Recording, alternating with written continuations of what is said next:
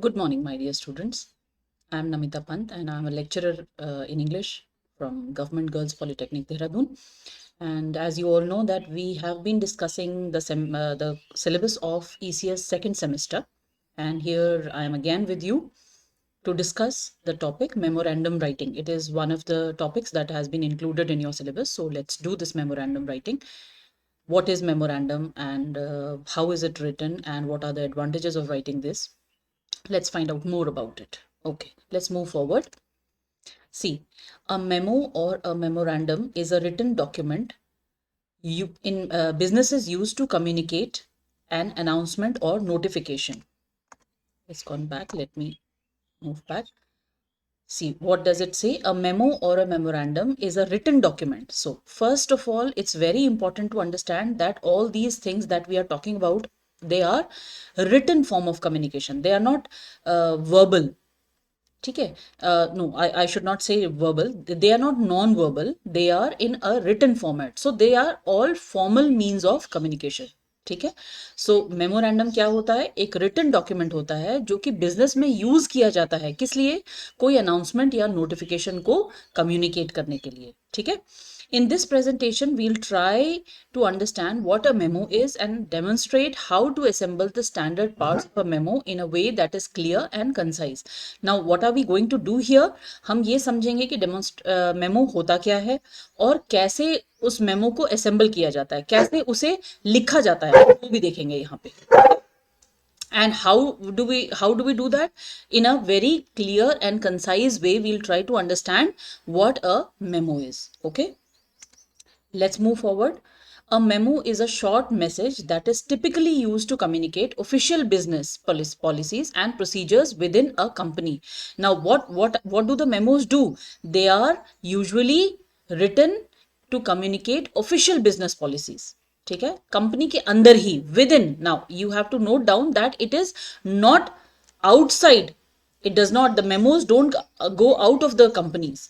वो कंपनी के अंदर ही रहते हैं. कंपनी के अंदर ही अंदर जो बिजनेस पॉलिसीज में चेंज होता है या जो प्रोसीजर्स में चेंज होता है उसको बताने के लिए मेमो इशू किया जाता है. ठीक है.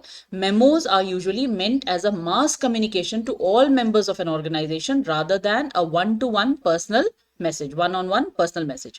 क्या करते हैं इसमें? मेमो क्यों लिखा जाता है? क्योंकि कंपनी के जो हेड हैं या जो लीडर्स हैं वो क्या चाहते हैं कि एक साथ बहुत सारे लोगों को इसके बारे में इंफॉर्मेशन मिल जाए. मास कम्युनिकेशन के लिए होता है वो. One on one communication, personal message वो नहीं होता है. ये उसका इंटेंशन ये होता है कि वो ज्यादातर लोग उसे देखें. ठीक है. आगे देखिए, फॉर्मेट ऑफ अ मेमो. क्या होता है मेमो का फॉर्मेट? सबसे पहले तो टू, किसको भेजना है, इंक्लूड रेसिपिएंट्स नेम. यहाँ पे हम रेसिपिएंट का नाम लिखते हैं. फ्रॉम, यानी कि किसने भेजा, आप कौन हैं जो लिख रहे हैं, और आपका टाइटल क्या है, आपका डेजिग्नेशन क्या है, वो भी आपने लिखना होगा. डेट लिखेंगे जिसमें कि मंथ आएगा, डे आएगा और ईयर आएगा. फिर सब्जेक्ट होगा. आप सब्जेक्ट जैसे लेटर्स, फॉर्मल लेटर्स में लिखते हैं हम ऊपर से सब्जेक्ट, ऐसे ही मेमो में भी सब्जेक्ट, किस बारे में वो मेमो है, एक शॉर्ट वन लाइन में आप उसे बताएंगे सब्जेक्ट में. ठीक है. मेमो में एक इंपॉर्टेंट, बहुत इंपॉर्टेंट बात, कि मेमो में सैल्यूटेशन की जरूरत नहीं पड़ती. Now what do we mean by salutation? Salutation मतलब आप किसी को भी डियर सर या रिस्पेक्टेड सर, ऐसा आपको कुछ भी लिखने की जरूरत नहीं है. ठीक है. सैल्यूटेशन इसे कहते हैं. जब हम किसी को एड्रेस करते हैं उसे सैल्यूटेशन कहा जाता है. यहां पर कोई पर्टिकुलर वर्ड सैल्यूटेशन के लिए यूज नहीं किया जाता. ठीक है. आगे देखो, फिर उसके आगे क्या लिखेंगे? Body of the memo. मतलब उस मेमो में हम क्या बताना चाह रहे हैं वो बॉडी कहलाएगी. क्या होगा इसमें? क्या क्या होगा बॉडी ऑफ मेमो में? Start with a direct and brief introduction that states the reason for writing the memo. यानी कि इसमें कोई भी और बातें नहीं होंगी. How are you, what are you doing, ये सब बातें इसमें, इनफॉर्मल बातें नहीं होंगी. सीधे टू द पॉइंट बात होगी. डायरेक्ट और brief introduction.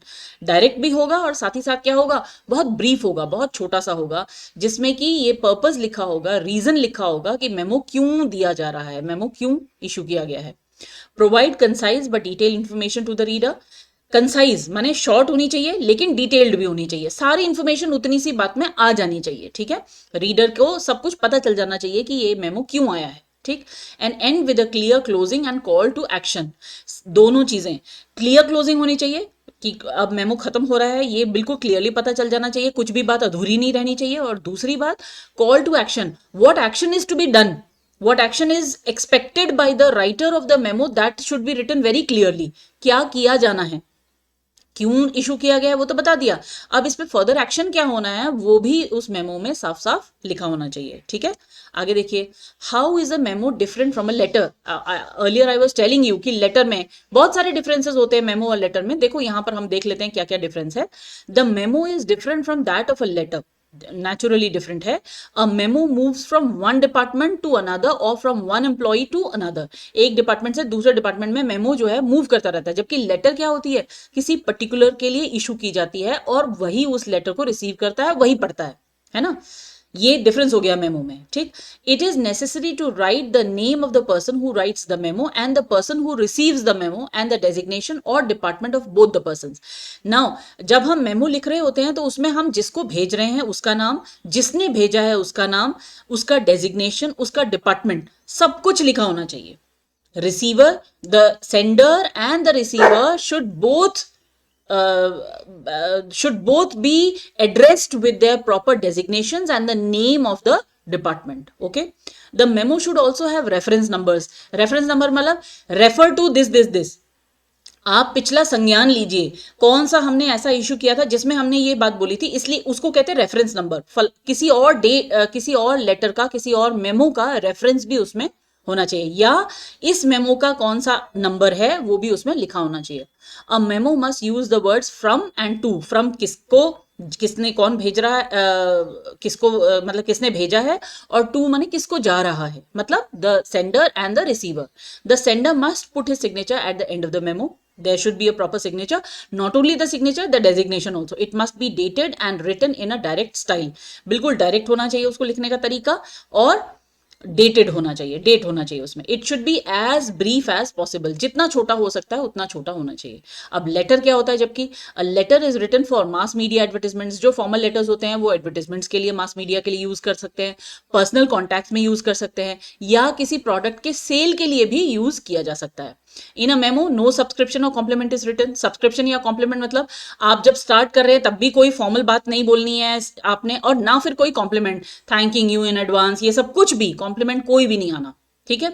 But in a letter some ways of closing the letter are written. लेकिन लेटर में क्या होता है, कुछ ना कुछ क्लोजिंग स्टेटमेंट्स लिखे होते हैं।